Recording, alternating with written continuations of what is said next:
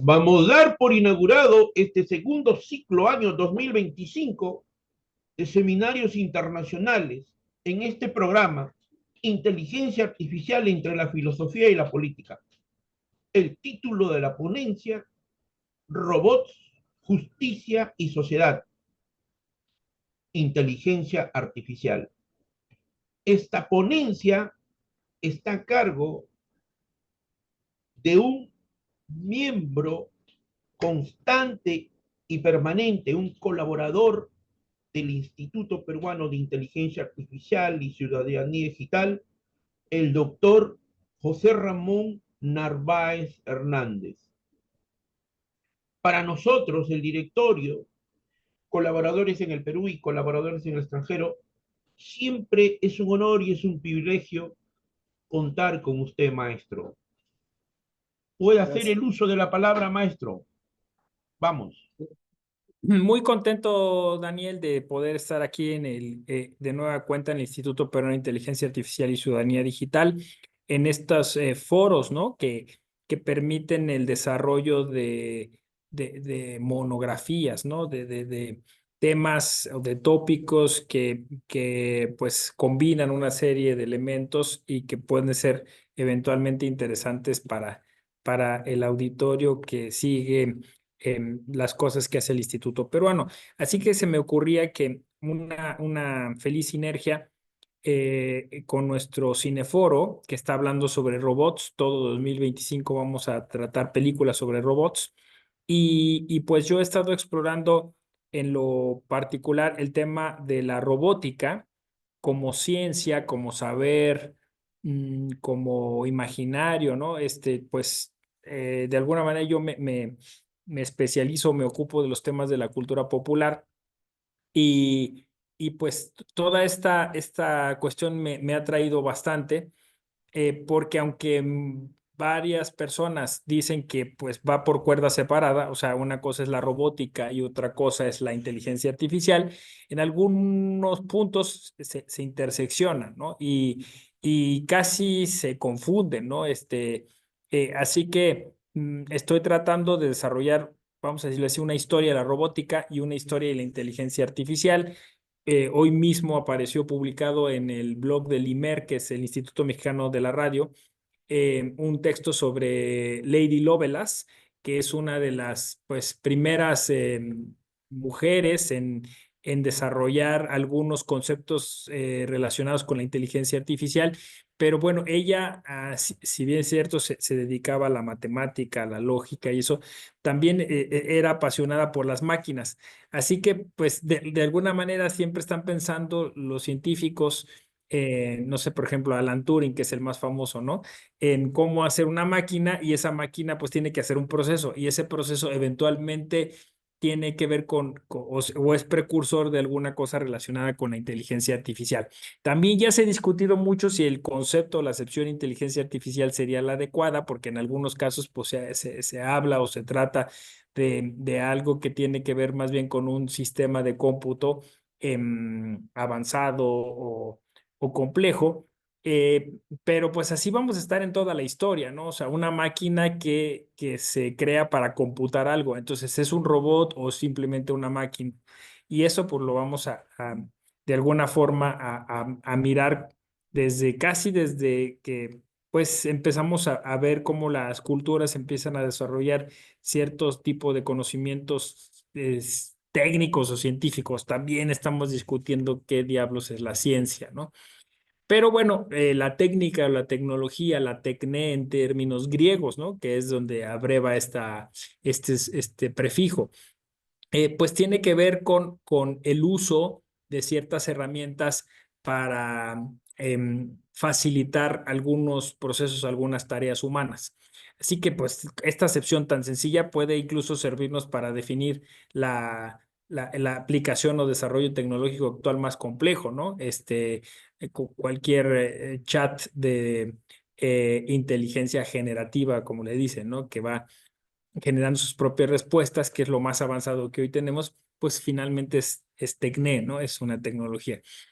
Los robots han estado presentes en la literatura y en la cultura desde hace mucho tiempo, así que si nosotros vamos a repasar un poco esta idea, pues nos vamos a encontrar con máquinas, ¿no? Desde hace mucho tiempo, que además tienen esta característica de asemejar la figura humana, ¿no? Que es lo mismo que cuando hablamos, ahí está otra metáfora con la inteligencia, porque la inteligencia se entiende que es humana, pero cuando la tiene una máquina, pues es una metáfora, ¿no? O sea, es un tipo de manera de concebir el mundo, de describirlo, de formularlo, de responder a ciertas preguntas o hacer o de alguna forma generar un tipo de conocimiento. Así que sí, estos seres construidos con diferentes materiales y que tienen la forma humana y que hacen o imitan algunos de los movimientos o algunas de las funciones de los seres humanos, pues han existido desde hace mucho, ¿no? Tenemos el mito de Pigmalión, ¿no? Que se supondría construyó a partir de dientes de dragón algunos soldados para que le ayudaran a defenderlo. Casi siempre vamos a encontrar en la historia de la robótica estos dos elementos, ¿no? O sea, los robots o ayudan o prestan un servicio o prestan protección y se dirigen a funciones, vamos a decirlo así, de seguridad o de guerra, ¿no? Militares, que es casi lo mismo que vemos hoy, ¿no? O sea, tecnología que se desarrolla justo para el tema de la guerra y cómo la guerra, ese es un tema que alguna vez trataremos aquí en algún seminario, ¿no? O en alguna oportunidad, cómo la guerra ha impulsado el desarrollo de la tecnología. Pero ahorita estamos pues hablando de estos antecedentes remotos, ¿no? Así que, bueno, me refería yo a la leyenda de Cadmo, ¿no? Donde pues ya aparecen sirvientes artificiales. La historia de Galatea, que era una estatua que cobró vida. Y luego, bueno, pues esta más famosa de Hefesto, que es un dios griego que construyó doncellas doradas, ¿no? O sea, pues muy como concebimos o pensamos o expresamos esta idea de los robots, ¿no? Me recuerdo en la narrativa de la adaptación de Guillermo del Toro sobre este héroe, ¿no? Que es un demonio y que hay un ejército construido mecánicamente, pero bueno, igual con algo de magia, ¿no? Que es el ejército dorado, ¿no? Y que me estoy refiriendo a Hellboy. Y que también, bueno, pues estos robots tienen esta característica de protección. Me parece que Guillermo del Toro y, bueno, toda la narrativa de Hellboy recurre a este imaginario antiguo, ¿no? Donde las culturas antiguas harían robots que siempre estaban destinados a cuidar templos. Esa es otra característica. En muchos de los casos son funcionarios pues sí, funcionarios o ministros de culto que están ligados a la protección y o servicio de algún templo y que entonces ahí tienen que, este, pues poner un tipo de, de protección o de estatuas, ¿no? Entonces construyen estos humanoides, ¿no? Casi siempre entonces tiene estos elementos, ¿no? Que yo siento que a nivel filosófico tiene que ver con el tema el ser humano buscando imitar a Dios, ¿no? Y que pues después a lo largo de la historia se va a desarrollar de múltiples formas. Quizá las dos más célebres es la del golem en la tradición judía y la del Frankenstein de Mary Shelley, ¿no? El moderno Prometeo, ¿no? Porque, bueno, pues en los dos casos las creaciones se van contra sus creadores, ¿no? Que es como la idea que se tiene de que la tecnología y hasta la fecha, ¿no? Con los robots en algún momento pues va a tener este momento de lucidez, ¿no?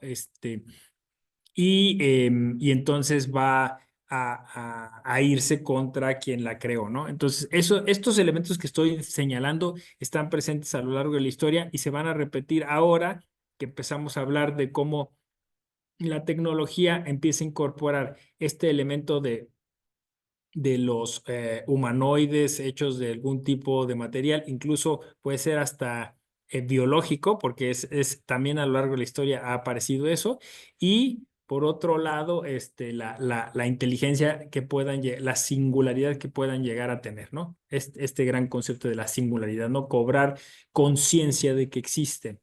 Bueno, así también entonces la isla de Creta, Talos, que después será destruido por Medea, protege esa isla cuando Jasón llega ahí, ¿no?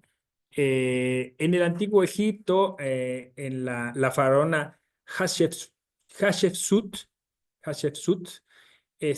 también se dice ella, pues tuvo que ir a consultar a un gran robot llamado Amón. Ahora aquí hago una aclaración, ¿no? En ese momento no se les llama robots, ¿no? Esta es una palabra que ahorita vamos a decir, esperen un poco más adelante, cómo es que surge, pero en este momento, pues le podríamos llamar autómatas, ¿no? O sea, es decir, humanoides que se mueven por propia fuerza, ¿no?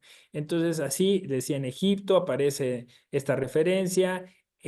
También en la cultura budista, Dao Wang, en el siglo sexto, séptimo, describe a humanoides autómatas hechos de metal que recitaban textos sagrados dentro de un gran templo, ¿no? Entonces, bueno, pues como decía yo, están ligados a estas ideas de los templos y estatuas que recitan textos o que profieren preguntas y que incluso algunas dan hasta respuestas, ¿no? En casi todas las culturas tenemos como estas imágenes. Los chinos también no se quedan atrás.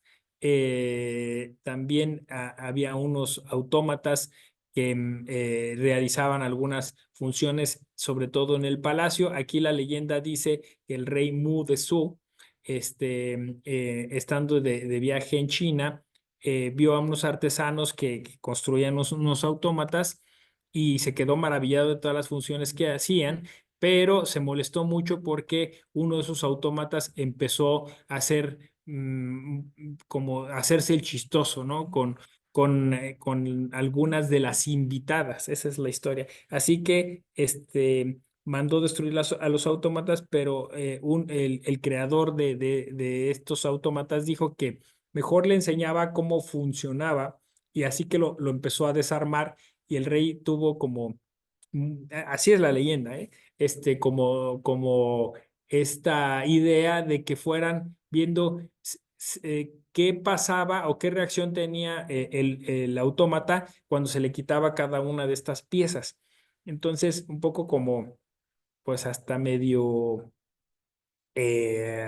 friki, ¿no? El asunto, ¿no? O sea, así como, porque el tema con los robots o el tema que nos preocupa, porque finalmente si representan lo humano, o sea, ¿qué es lo que los seres humanos haríamos con algo que parece humano, pero no es humano, ¿no?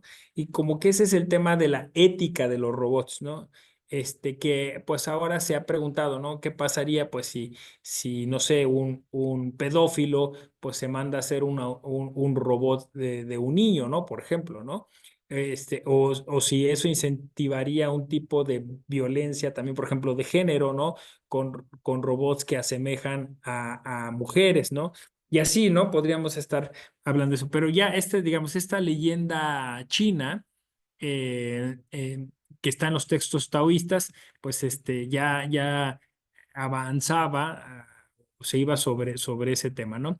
Luego en la India tenemos el Lokapanati, ¿no? Que es una colección de ciclos narrativos donde también pues vamos a encontrar a Brazen, que es una cabeza de bronce parlante que está constantemente repitiendo una frase que dice, el tiempo es, el tiempo fue, el tiempo pasó, ¿no? Según esta colección de libros, el Lokapanati, el emperador Asoka escuchó la historia secreta, ¿no? De cómo podían hacerse estos autómatas, cómo podrían construirse, y pues él tenía la idea de hacer un ejército que le protegiera, ¿no? Que le ayudara, ¿no? Así que bueno, pues ahí vamos combinando estas cosas que ya he señalado, ¿no? Los robots como sirvientes, los robots como soldados, los robots como juguetes, ¿no? Que esa también es otra de las características que se les da a estos autómatas. Luego hay una leyenda que cuenta que em, Tomás de Aquino, un poco asustado porque Alberto Magno tenía un robot que hacía algunas tareas simples domésticas, mandaría destruirlo. Esto no está corroborado, pero pues es parte de las historias que se cuentan sobre los robots, ¿no? Eh, También dicen que Roger Bacon, el famoso Bacon, también habría tenido la posibilidad de construir un autómata. Y aquí hay otro elemento interesante. Aunque casi siempre los autómatas tienen características humanoides, en algún momento también se hacían autómatas de animales, ¿no? Y entonces, pues hay muchos escritos donde se cuenta de un animal, sobre todo exóticos les gustaba, ¿no? Que se movía de determinada manera, ¿no? O de zoológicos construidos con autómatas, y también de grupos musicales o bandas musicales que funcionaban también así como con ciertas secuencias, ¿no? Porque pues no sé si que hacían un león de metal, pues el león hacía un rugido y se escondía y volvía a salir y se escondía, ¿no? Y esto pues nos habla pues de aplicaciones que se tenían en torno a la mecánica, ¿no? O sea, eran juguetes que se hacían de acuerdo a algunas reglas de la mecánica, engranes sobre todo, y pues por ahí ya se contaba que, que hay aplicación de estas cuestiones desde hace mucho tiempo, ¿no? Y que estas máquinas quizá funcionarían en su momento con vapor, por ejemplo, ¿no? Que es el caso de Herón de Alejandría, que es el que aplicó estas cuestiones a un autómata en la remota Alejandría, ¿no? Y bueno, pues otras que podían ser un engaño, ¿no? Como el caso del jugador de ajedrez turco, que también no sé por qué siempre que se trata de robots se les relaciona con el juego de ajedrez, quizá por las funciones lógicas, pero siempre que quieren probar algo, incluso el famoso test de Turing, ¿no? Para saber si un robot es capaz de hacer algo más allá de lo normal, le ponen a jugar ajedrez. Entonces habría engaños porque pues hacían como un autómata, pero en realidad había abajo a alguien, ¿no? Manejando el autómata, ¿no? Y que esto ya se relaciona mucho con la justicia, porque en algún momento y en algunos libros, ¿no? Se habla de que pues se podría simular que hubiera una especie de autómata siendo juez, tomando decisiones, pero en realidad pues quien lo está operando es alguien detrás. Esto pues mucho de la mano de esta idea o de esta historia del famoso mago de Oz, ¿no? Que haría eso, justo una máquina, ¿no? Y también, pues, ligado a estas funciones, ¿no? O sea, el ajedrez y la función de juzgar es curioso, ¿no? Eh, y bueno, pues la creación de robots que eventualmente podrían llegar a ser las funciones de los abogados. Ya hay robots que en su momento atienden a clientes, por ejemplo, en algunas aerolíneas. En China ya se creó un juzgado digital o un tribunal digital donde hay algún tipo de robot que cumple algún tipo de función judicial, ¿no? Em, y así entonces, estos autómatas que fueron avanzando a lo largo de la historia, pues fueron siendo cada vez más sofisticados, más complejos, pero pues vamos a llegar, y me apuro, ¿no? A 1920 con el famoso checo Karel Capek, y su hermano, ¿no? Joseph Capek, que son los que crearon la palabra robot, ¿no? Capek era Karel era un dramaturgo, estaba haciendo una obra que trataba sobre unos robots que los hacían para una fábrica, y estos robots se salían de control, otra vez el lugar común, ¿no? Y se apoderaban de la fábrica, ¿no? Y entonces él le preguntó a su hermano que palabra podría asignarle a estos labori, ¿no? Que en checo quería decir trabajadores. Y él le dijo, ponle robot, ¿no? Robota. Robota en checo significa sirviente, esclavo, persona que está sujeta a, ¿no? O sea, y entonces la obra se terminó llamando Robots Universales Rosum, ¿no? Esta idea pues, de robots que se salen de control llega al cine muy rápido en 1927 en la película Metrópolis, a través de una robot que se llamaba María, del famoso director Fritz Lang, ¿no?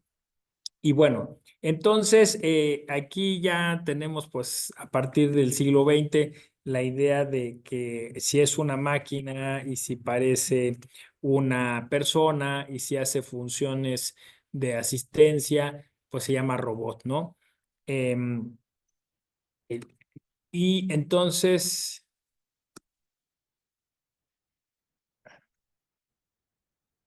aquí está.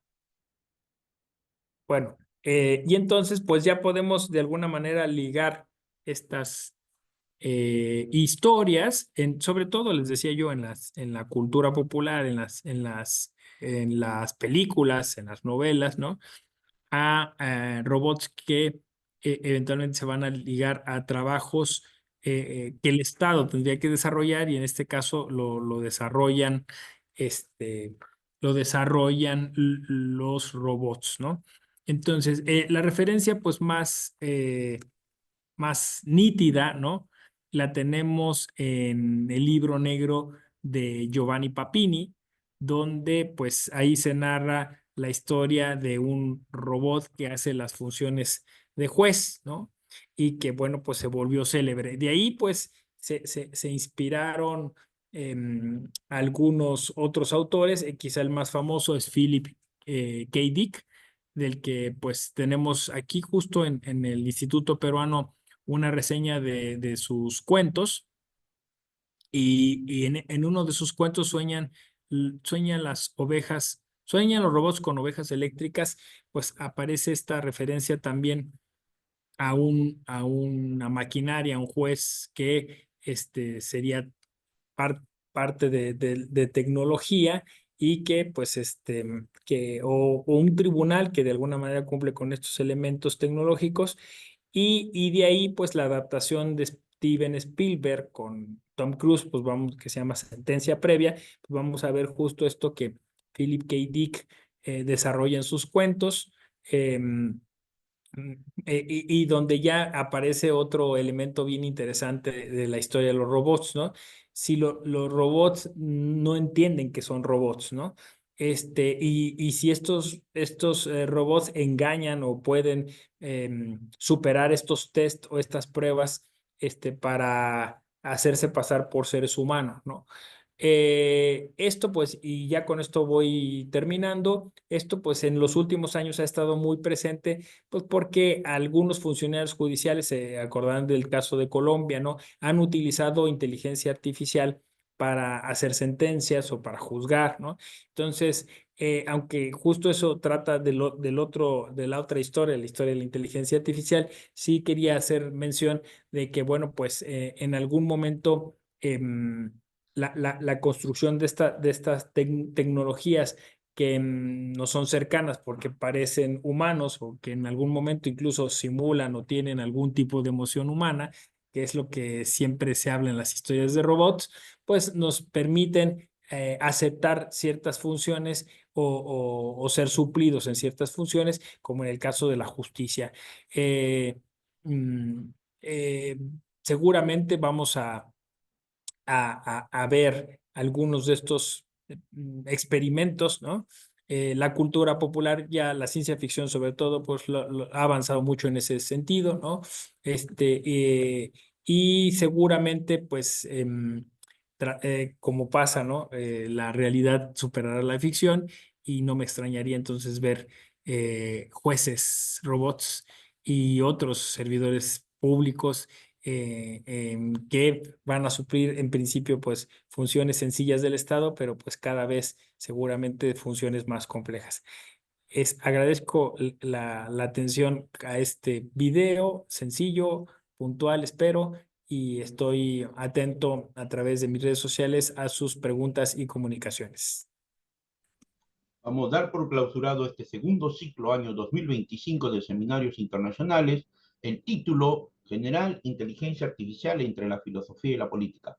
El título de la ponencia, Robots, Justicia, Sociedad, Inteligencia Artificial. La misma que estuvo a cargo de un miembro y de un colaborador constante y permanente del Instituto Peruano de Inteligencia Artificial y Ciudadanía Digital, el doctor José Ramón Narváez Hernández. Un fuerte abrazo desde acá de Lima, Perú, maestro.